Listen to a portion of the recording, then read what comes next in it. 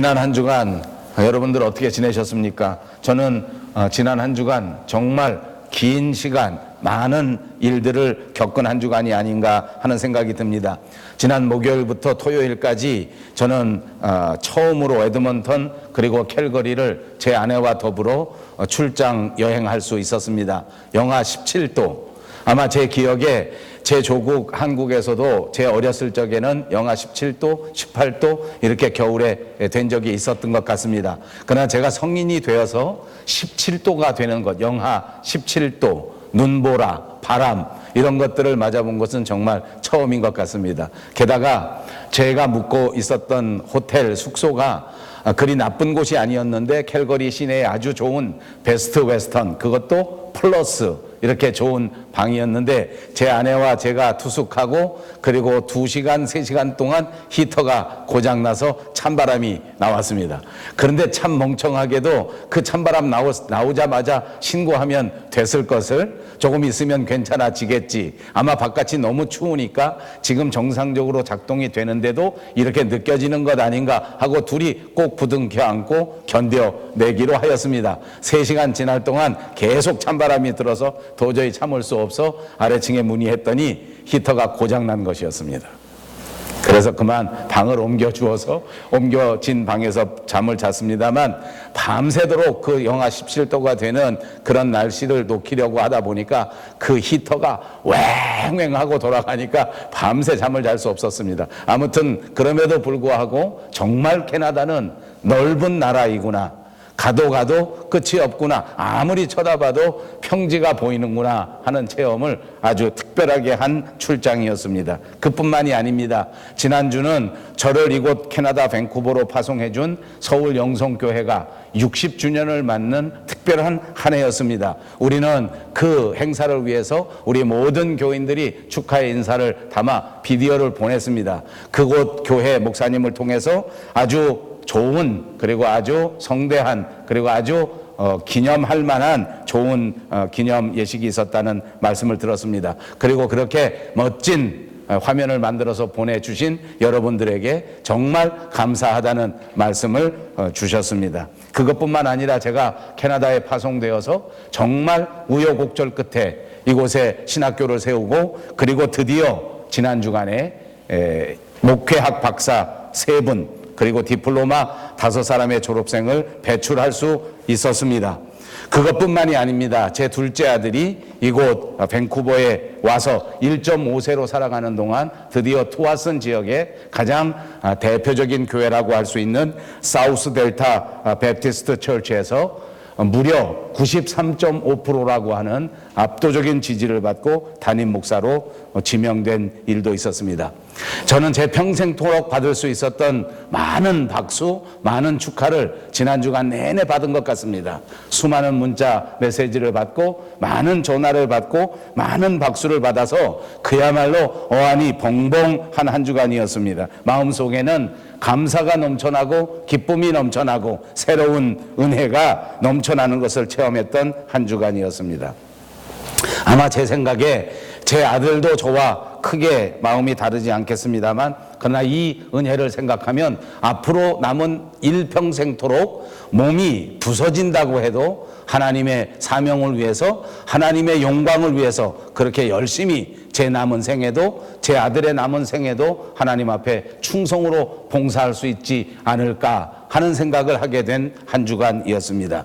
제 아들은 그렇지 않겠지만 제게는 이미 30여 년이라고 하는 목회의 세월이 있었습니다. 돌아보니까 이렇게 감사할 줄 알았다면 이렇게 하나님께서 때마다 일마다 역사하셔서 아름다운 열매를 주실 것을 분명하게 알았더라면 아마 지난 제 30년이 훨씬 더 충성되이 일할 수 있지 않았을까. 그렇게 하나님께서 은혜를 주시고 그렇게 하나님께서 축복하셨는데도 불구하고 돌이켜보니까 조금 힘든 일을 만났을 때 또 조금 어려운 일을 만났을 때에는 그만 실망해서 하나님이 나를 부르시지 않은 것 아닌가? 내가 혼자 괜히 날뛰는 것 아닌가? 나는 하나님 나라에 아무 쓸모없는 사람이 아닌가 하는 생각을 가졌던 적도 적지 않았습니다. 오늘 다시 한번 하나님 앞에 은혜를 생각하면서 이제 남은 생애에는 결코 이렇게 미련한 종이 되지 않고 정말 하나님의 열매를 위해서 주님 만나는 그날까지 최선을 다해서 열심을 다하리라 하는 결심으로 이 설교의 말씀을 전하려고 합니다. 그렇습니다. 우리가 세상에서 살아가는 동안 하나님의 은혜를 받고 하나님의 사명을 받고 하나님의 일을 감당할 동안 이렇게 마음이 흔들리지 않고 이렇게 꾸준하게 일관된 충성심으로 하나님의 일을 감당할 수 있다면 얼마나 좋을까? 여러분들을 축복합니다. 이제 여러분들 모두에게 남은 일생토록 꾸준한 믿음의 생활로 일관된 신앙으로 하나님 앞에 큰 영광을 돌리는 여러분 모두가 되시기를 주님의 이름으로 축복합니다. 우리가 잘 아는 장로교의 신조 대소요리문답 가운데 특별히 소요리문답 제1문에 보면 이런 질문이 있습니다. 우리 인간의 최고의 목적이 무엇인가? 우리 사람이 살아가는 최고의 목적이 어떤 것인가 하는 질문인데 그 질문에 대한 대답은 바로 이렇습니다. 인간의 최고의 목적은 하나님을 영화롭게 하는 것과 영원토록 그를 즐거워하는 것이다. 하나님 앞에 영광을 돌리고 또한 영원토록 꾸준히 일관되게 그를 즐거워하는 것이다 하는 것이 그 질문에 대한 정답입니다. 그러므로 우리 사람이 살아가는 삶의 가장 중요한 목적이 무엇인가 하는 질문인데 이 질문에 대해서 저와 여러분도 정말 분명한 대답을 가지고 살아야 한다 그 말입니다. 아주 쉽게 질문을 한다면 우리에게 묻습니다. 너는 인생을 왜 사는 것인가? 라고 묻는 것입니다. 아마 이 질문의 범위를 조금 좁힌다고 하면 너는 왜 공부하고 있는가 하고 질문할 수도 있을 것입니다. 당신은 왜 결혼하려고 하십니까? 라고 질문할 수도 있을 것입니다. 아마 왜 직장 생활을 하는가? 왜 카나다까지 이민을 왔는가? 라고 질문할 수도 있을 것입니다. 이것이 우리 인생에 있어서 가장 중요한 질문입니다. 그리고 이 중요한 질문에 대하여 우리는 분명한 대답을 가지고 살아야 한다는 말입니다. 안타깝게도 많은 사람들이 예수를 믿으면서도 여기에 분명한 대답을 하지 못합니다. 그냥 이 세상에 어찌어찌 하다 보니까 세상에 나오게 되었고 또 이렇게 저렇게 살아가다 보니까 이렇게 살게 되었고 이렇게 살다가 그만 죽으면 끝이지라고 생각하는 사람이 적지 않다는 것입니다. 많은 사람들이 이렇게 생각합니다. 왜냐하면 이 세상을 살아가는 삶의 목적을 분명하게 깨닫지 못했기 때문입니다. 자기가 살아가는 이유를 모르기 때문입니다. 내가 왜 결혼하려고 하는지 이유를 깨닫지 못하고 산단 말입니다. 직장 생활할 때도 왜 직장 생활하는지를 모릅니다. 세상에 살아가는 삶의 전체의 질문을 심각하게 생각해 보지도 않습니다. 그냥 저절로 살아가는 것이라고 착각하면서 삽니다. 여러분, 그러나 이 세상에 있는 모든 존재들은 그것이 분명한 목적이 있습니다. 여러분 모두가 바라보시는 이 강대상은 분명한 목적이 있지 않습니까? 이것은 우리가 주일마다 하나님의 말씀을 듣는 그 강대상입니다. 목사인 제가 이 강대상에 서서 하나님의 말씀을 전파하는 곳입니다. 그러므로 이 강대상은 분명한 삶의 용도가 있고 분명한 삶의 쓰임새가 있습니다. 그러므로 우리는 누구나 이 강대상을 바라보면 이 강대상이 왜 여기에 있는지에 대하여 분명하게 알 수 있다 그 말입니다. 왜 그렇습니까? 이 강대상을 만든 사람이 사람이기 때문입니다. 그 사람도 우리와 비슷한 사람이기 때문에 이 강대상을 오늘 이렇게 만들었습니다. 여기 강대상에서 설교할 우리 박상우 목사가 어떻게 설교를 잘 할 수 있을 것인가 라는 것을 생각하면서 이 강대상을 만들었기 때문에 이 강대상은 분명한 쓰임새가 있고 오늘도 그 용도에 따라서 자기 할 일을 다 하고 있다 그 말입니다. 사람이 왜 자기의 쓰임새를 알지 못하는지 압니까? 사람을 만든 사람이 하나님이시기 때문에 하나님을 알지 못하면, 하나님을 분명하게 체험하지 못하면 사람의 목적도 사람의 쓰임새도 사람의 용도도 알 수가 없는 것이기 때문입니다. 이것을 우리에게 분명하게 가르쳐주는 것이 바로 소요리문답 1문입니다. 사람은 스스로 자기를 만들지 않았습니다. 그러므로 하나님을 분명하게 아는 것이야말로 우리의 용도를 알고 우리의 목적을 알고 우리가 해야 할 사명을 알게 되는 지름길이라고 믿습니다. 그러므로 유명한 사도 바울도 우리에게 이렇게 말합니다. 그러므로 너희가 먹든지 마시든지 무엇을 하든지 다 하나님의 영광을 위하여 하라. 그렇습니다. 우리가 이 땅 위에 살아갈 동안 우리가 명심하여 해야 할 일은 우리를 만들어 이 땅 위에 보내주신 그 하나님을 생각하면서 그 하나님을 영화롭게 하면서 끝없이 영원토록 꾸준하게 일관되게 그 하나님의 영광을 위하여 살아가는 것이 저와 여러분의 삶의 목적이 된다는 것을 믿으시기를 바랍니다. 그렇습니다. 그러므로 우리는 지금부터 하나님 앞에 어떻게 영광을 돌릴 수 있는가? 과연 우리가 하나님을 어떻게 영화롭게 할 수 있는가? 여러분, 하나님 앞에 우리가 드려야 할 것은 바로 영광입니다. 그러면 이 영광의 뜻이 무엇입니까? 원어의 뜻을 보니까 영광이라는 말의 뜻은 무겁다는 뜻을 가지고 있습니다. 무게감이 있다는 것입니다. 묵직하다는 것입니다. 사람이 다른 사람을 대할 때 아주 무거운 느낌을 주어야 한다, 이렇게 해석하면 틀리지 않습니다. 무엇인가 하니 이 세상을 살아갈 동안 다른 사람보다 훨씬 더 무게가 나가야 합니다. 다른 사람들보다 훨씬 더 탁월한 삶을 살아야 합니다. 하나님을 기쁘시게 하기 위해서 우리는 보통 사람들보다 훨씬 더 묵직한 사람이 되어야 될 줄로 믿습니다. 날마다 살아갈 때 세상 사람들과 똑같이 바람에 휩쓸려 살아가는 사람들이 아니라 분명한 무게의 중심을 갖고 하나님의 영광을 위하여 묵직하게 살아가는 저와 여러분, 그리고 우리 밴쿠버 영성교회가 꼭 되시기를 바랍니다. 그런 사람이 하나님께 영광을 돌리는 것이요, 그런 교회가 바로 하나님 앞에 영광을 돌리는 교회입니다. 세상 유행에 흔들려서 그냥 미혹되는 자들은 하나님 앞에 영광을 돌리지 못합니다. 하루는 충성하고 그 다음 날은 실망해버리는 그런 자세로는 하나님 앞에 영광을 돌릴 수 없습니다. 무게 중심을 잡고 하나님의 영광을 위하여 살아가기를 다시 한번 주님의 말씀으로 축복합니다. 영광, 그 영광의 절정, 그것은 예수 십자가입니다. 예수님이 우리를 위하여 져주신 그 십자가야말로 우리의 영광의 클라이맥스라고 할 수 있습니다.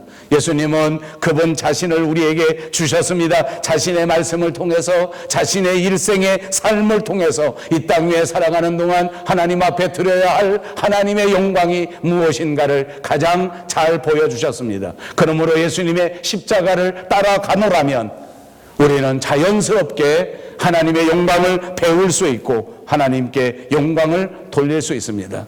이 땅에 오신 예수님, 십자가 위에 죽으시고 부활하시고 승천하신 예수님, 그리고 약속의 말씀대로 다시 재림하실 그 예수님의 인생이야말로 우리가 따라가야 할 가장 위대한 하나님의 영광인 것입니다. 이 영광을 바라보고 이 영광을 따라하고 이 영광을 위하여 살아간다면 그것이 하나님을 영화롭게 하는 것입니다. 저와 여러분의 인생의 최고의 목적이 하나님을 영화롭게 하는 것이요, 그를 즐겁게 하는 것이라고 한다고 하면 우리의 삶의 이유, 우리의 존재의 이유, 그것 역시 우리 하나님 앞에 영광을 돌리는 것입니다. 그러므로 우리가 하나님 앞에 영광을 돌려야 하므로 우리의 형편은 어떤 형편이 되더라도 변하지 말아야 합니다. 때로는 우리의 삶의 형편이 조금 어려워지는 일이 있더라도, 때로는 우리의 육신이 조금 아파지는 상황이 된다고 할지라도, 때로는 우리가 살아가는 세상에 엄청난 핍박이 오고 경제적인 위기가 닥쳐오고 정치적인 싸움이 시작되고 심지어는 전쟁이 터진다고 해도, 내가 그토록 의지했던 내 사업이 망하는 일이 있다고 할지라도, 아니 그토록 싱싱했던 우리의 젊음이 다 사라지고 몸이 늙어져 버렸다고 할지라도 하나님을 향한 그 영광을 향한 소망과 그 기쁨은 영원토록 변치 않을 줄로 믿습니다. 이 놀라운 영광, 이 변치 않는 신앙의 축복이 저와 여러분에게 넘쳐나시기를 바랍니다. 그런데 안타깝게도 우리들은 그렇게 살지 못합니다. 우리 기분에 따라서 우리의 믿음 생활이 변해져 버립니다. 우리의 여건에 따라서 우리의 신앙의 생활의 모습도 달라져 버립니다. 사랑하는 여러분, 오늘 이 말씀을 묵상하시면서 우리들 모두가 조용히 우리 스스로를 돌아볼 수 있기를 바랍니다. 지금 이 순간 우리의 믿음의 삶을 다시 한번 돌이켜 보십시오. 우리가 과연 꾸준하게 그렇게 하나님 앞에 신앙생활을 했던가? 여러분, 우리의 믿음 생활은 정말 일관성이 있어야 합니다. 꾸준해야 합니다. 처음부터 끝까지 같은 마음가짐과 같은 태도로 계속해서 신앙의 삶을 살아야 한다는 말씀입니다. 이렇게 신앙생활을 해야 하나님이 기뻐하십니다. 이렇게 신앙생활을 해야 하나님께 영광이 되는 삶이 되는 것입니다. 여러분, 우리가 교회 생활하고 신앙생활을 하는 데에만 이런 삶의 법칙이 적용되는 것은 아닙니다. 우리의 인생사 모든 곳에 바로 이런 삶의 법칙이 적용됩니다. 세상 사람들도 마찬가지란 말입니다. 우리 사람 관계에 있어서 변덕이 많은 사람을 좋아하는 사람은 한 사람도 없습니다. 아침에 말을 하고 저녁에 말을 바꾸는 사람을 가까이 하고 좋아할 사람은 하나도 없습니다. 만약 이렇게 사는 사람이 있다면 어떻게 되는지 아십니까? 사람 관계가 온통 깨져버립니다. 남편과 아내도 그렇습니다. 젊었을 때는 뜨겁게 사랑하는 것 같은데 중간쯤 되면서부터 그 사랑이 바뀌어져 버리고 아무 말도 하지 않는 사이가 되어버리면, 그리고 이제는 다 살았다고 생각하고 피차 아무런 소망이 없고 말만 꺼내면 상대방에게 상처를 주는 말을 한다면 그 부부관계는 정상적인 관계가 되지 못합니다. 다 깨질 수밖에 없습니다. 아무도 가까이 하려고 하지 않습니다. 사업을 할 때도 우리가 가장 중요하게 생각하는 것이 무엇입니까? 바로 신용입니다.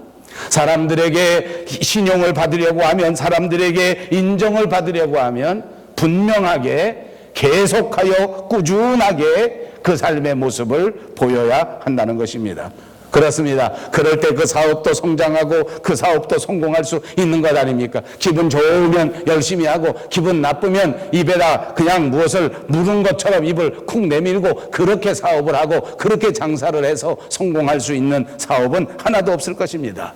여러분, 우리가 하나님을 기쁘시게 하겠다고 하는 목적을 가지고 신앙생활을 합니다. 우리 모두가 아는 것처럼 하나님 앞에 영광을 돌리기 위하여 하나님께 예배를 드리고 찬송을 드리고 있다는 말씀입니다. 그런데 우리의 마음가짐과 우리의 태도가 꾸준함이 없다면, 일관되지 못하다면 우리는 하나님 앞에 칭찬받지 못합니다. 그러므로 꾸준함이라고 하는 것은 이렇게 중요한 것입니다. 사랑하는 여러분, 여러분들을 다시 한번 하나님의 은혜 안에서 축복합니다. 여러분의 일상의 삶이, 여러분의 교회 생활이, 여러분의 믿음 생활이 그야말로 꾸준하고 일관성이 있으시기를 주님의 이름으로 축복합니다. 여러분의 가정의 부부 생활도, 여러분의 가정의 자식들과의 삶의 모습도, 그리고 여러분의 삶에 있어서 모든 인간관계가 꾸준하고 일관되어서 모든 사람들이 서로 믿고 서로 의지하면서 서로 상황을 나누어 가면서 그렇게 오손도손 복되게 살아갈 수 있는 여러분들의 가정이 꼭 되시기를 주님의 이름으로 축복합니다. 우리 신앙생활에 있어서는 이것이 훨씬 더 중요합니다. 꾸준하게 신앙생활 하십시다. 일관성 있게 하나님 앞에 찬양을 드리십시다. 모두가 다 똑같아야 합니다. 낮에도 똑같고 밤에도 똑같고 항상 제자리에 있는 성도님, 항상 제자리에 있는 집사님, 항상 제자리에 있는 장로님이 바로 일관된 분이요 꾸준한 분이 되는 것입니다. 오늘은 물론입니다. 내일도 똑같이 행동해야 합니다. 그것이 바로 꾸준함입니다. 많은 사람이 피곤하고 짜증나면 어떻게 똑같이 할 수 있느냐라고 말할지 모릅니다. 그러나 피곤하고 짜증나는 상황에서도 흔들리지 않는 꿋꿋한 태도, 그것이 바로 꾸준함이요, 그것이 바로 일관성입니다. 이렇게 신앙생활을 해야 사람들에게도 칭찬을 받고 하나님 앞에도 칭찬을 받고 하나님께서 주시는 온통 좋은 축복을 다 받게 될 줄로 믿습니다. 여러분 생각해 보십시다. 예수님은 우리를 향해서 어떤 태도를 가지셨을까? 제 경험해 보니까 30년 동안 예수님은 한 번도 변하시지 않았습니다. 항상 꾸준하셨습니다. 항상 똑같이 일관되게 우리를 대하여 주셨습니다.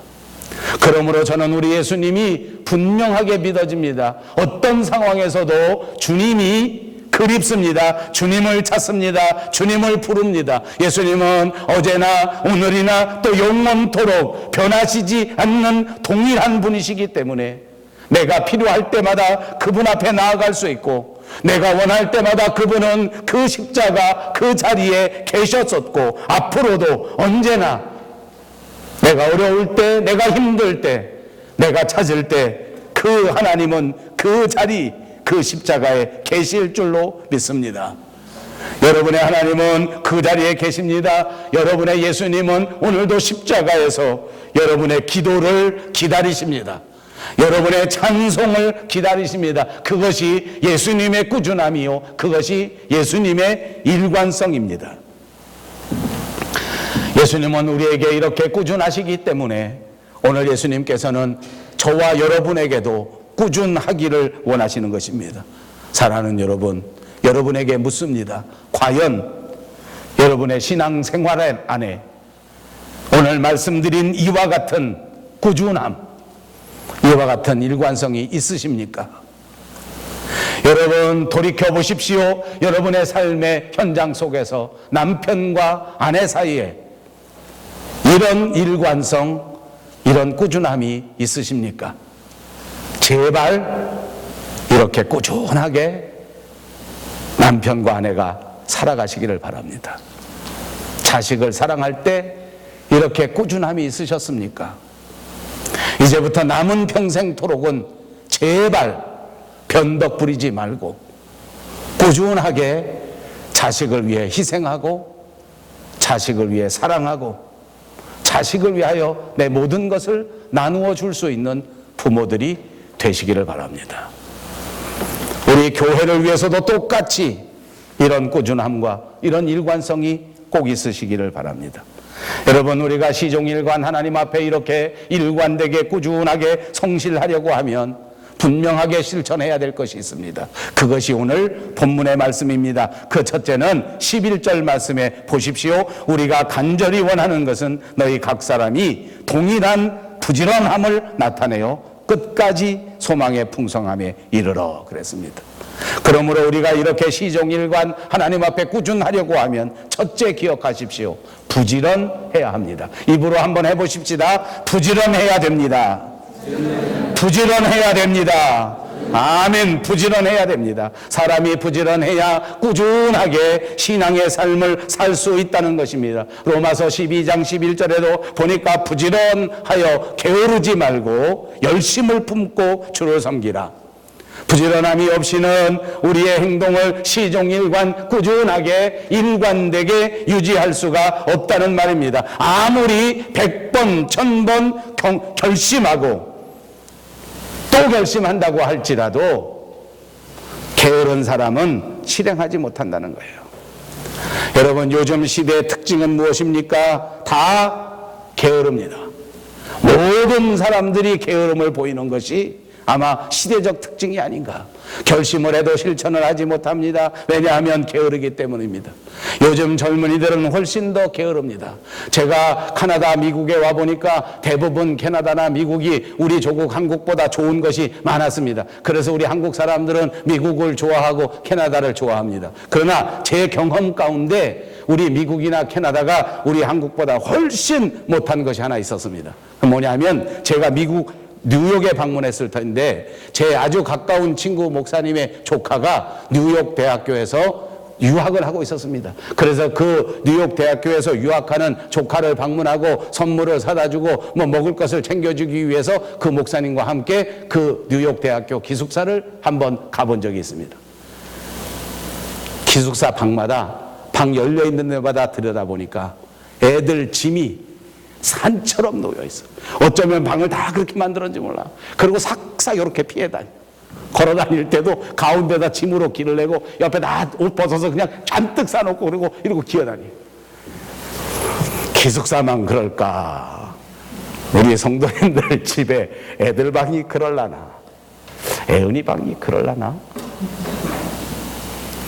아멘 하는 것 같기도 하고 아닌 것 같기도 하고, 장로님이 지금 아멘 하시는 것 같기도 하고 아닌 것 같아요. 요즘 애들은 다 그래. 얼마나 게으른지 몰라. 방을 안 치워. 내가 우리 집 얘기는 하지 않겠어요. 여러분, 게으르면 이게 엄청난 거야. 이게 일관된 신앙생활을 할 수가 없다. 게으르면 꾸준한 생활을 할 수가 없다. 여러분 생각해 봅시다. 게으른 건 진짜 가정을 망치는 병입니다. 게으름은 국가를 망치는 망국의 병입니다. 그러므로 사랑하는 여러분, 예수 믿으면 게으름을 철저하게 내려놓고 게으름과는 완전 이별해야 됩니다. 여러분, 이제부터는 게으름을 뿌리를 뽑아버리고 그리스도 안에서 새로운 피조물답게 게으른 습관을 깨트려 버리실 수 있기를 주님의 이름으로 축복합니다. 그래야 새로운 피조물입니다. 몸은 새로워지고 영혼도 새로워지고 습관도 완전히 새로워져서 하나님을 섬겨야 합니다. 주님을 섬기고 신앙생활할 때는 변화받아 부지런하게 이렇게 하나님을 섬겨야 하나님 앞에 영광을 돌릴 수 있단 말입니다. 아무리 결심하면 뭐합니까? 실천하지 못하면 다시 원점으로 돌아올 수밖에 없는 것 아닙니까? 여러분, 하나님은 게으른 사람을 싫어하십니다. 혹시 우리들 가운데 게으른 사람이 있다고 하면 이 시간 하나님 앞에 간절히 기도하시기를 바랍니다. 하나님 앞에 부르짖어 기도해서 반드시 게으른 습관을 고침받고 부지런하여 우리 하나님을 섬기고 꾸준히 하나님 앞에 영광 돌리는 성도님들이 다 되시기를 바랍니다. 여러분, 제가 어렸을 적에 늘 목사님들에게 설교 받은 말씀이 있습니다. 우리 예수 믿는 사람은 다른 사람보다 2배로 부지런해야 된다. 왜냐하면 예수 믿지 않는 사람은 일주일 살아갈 때도 월, 화, 수, 목, 금까지만 일하게 되면 토요일, 일요일 자기들 마음대로 놀 수 있고 쉴 수 있기 때문에 그들은 시간적 여유가 좀 있다는 것입니다. 그런데 우리는 어떻습니까? 월, 화, 수, 목, 금토가 아니라 주, 월, 화, 수, 목, 금입니다.